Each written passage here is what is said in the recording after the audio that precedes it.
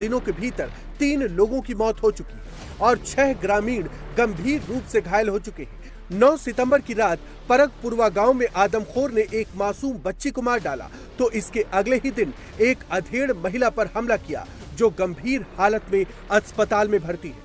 एक बोहरवा में एक बच्ची जो है लेकर के जो है फरार हो गया। बहुत मासूम बच्ची थी। उसके बाद में बभनपुरवा में एक दादी जो है खाना लेकर के गाय को देने गई। वहां पे वो झपटा तो गला पकड़ लिया। उसके बाद में फिर नरेशपुरवा में एक औरत जो रही उसका जो है बांह पकड़ लिया। हरिरामपुरवा में जो है एक भैया जो है रहे। 7 दिन में 4 हमले जिसमें 2 बच्चियों की मौत हुई है। महिलाओं पर अटैक हो रहे हैं, बच्चों पर अटैक हो रही हैं।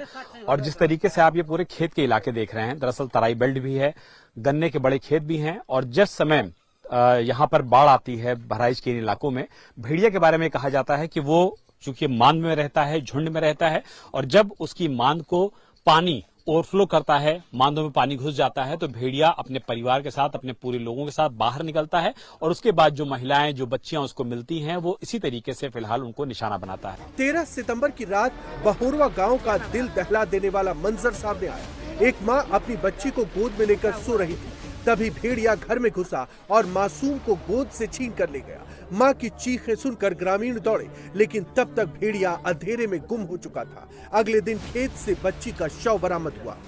हम इस समय बहराइच के परगपुरवा गांव में मौजूद हैं, जहां पर ग्रामीणों की जो मौजूदगी है वो एक बार फिर से जंगली जानवर यानी कि भेड़िया के साए में जीने को मजबूर है।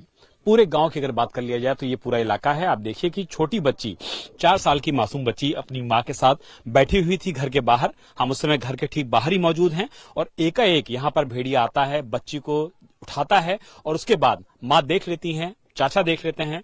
बच्ची के पीछे पूरे गांव के लोग दौड़ते हैं, जिनके हाथों में उस वक्त भी डंडा था, अभी भी डंडा मौजूद है। लेकिन भेड़िया एकाएक यहां से भाग जाता है, निकल जाता है और बच्ची को बुरी तरीके से न सिर्फ नोचता है बल्कि उसका एक हाथ और एक पांव भी खा लेता है। बच्ची की मौत हो चुकी है। फिलहाल जो गांव के लोग हैं उनमें जबरदस्त तरीके से गुस्सा भी है, नाराजगी भी है, दहशत भी है। इसीलिए वन विभाग की जो टीमें हैं, आप देखिए कि गांव में इस समय मौजूद है, कॉम्बिंग की जा रही है। ये कोशिश की जा रही है कि जल्द से जल्द भेड़िया, तेंदुआ या जो भी जंगली जानवर है उसको पकड़ा जा सके। लेकिन फिलहाल अभी तक जो जंगली जानवर है, भेड़िया है, उसके बारे में एग्जैक्ट जानकारी नहीं है। बहराइच में हो रहे इन हमलों का पैटर्न एक जैसा है। ऐसे में बच्चों को घर पर रहने और गांव वालों को इकट्ठा होकर कहीं भी जाने की हिदायत दी जा रही है। बढ़ रहे आदमखोर के हमलों के बाद वन विभाग लगातार कॉम्बिंग ऑपरेशन चला रहा है। आदमखोर को पकड़ने के लिए बंगाल और भोपाल की 2 ड्रोन एक्सपर्ट टीमें तलाश में जुट गई। टीमें लगातार ड्रोन उड़ा रही है। ड्रोन खनी लोकेशंस पर जाकर आदमखोर का पता लगा